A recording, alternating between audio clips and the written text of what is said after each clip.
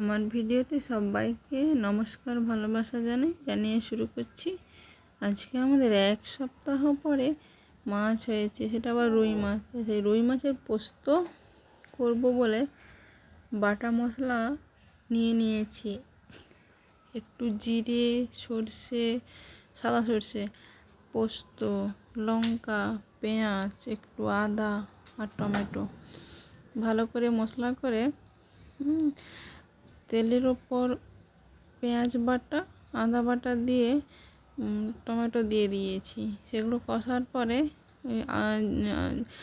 সর্ষে, জিরে, পোস্ত বাটা দিয়ে একটু ভালো করে মশলাটাকে ভালো করে পাক করে নেড়ে নিয়েছি। তারপরে ওই যে মশলার জলটা থাকে, ওই জলটা দিয়ে দিয়েছি। সেটা দিয়ে বেশ মশলাটাকে একটু সময় কষতে হবে।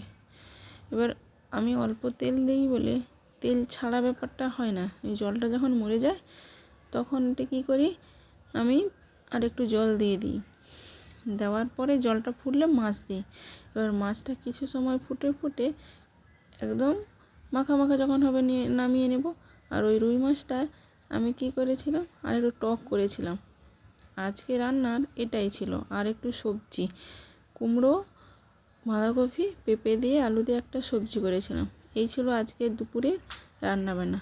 আজ তাহলে এই পর্যন্ত, দেখা হবে অন্য ভিডিওতে।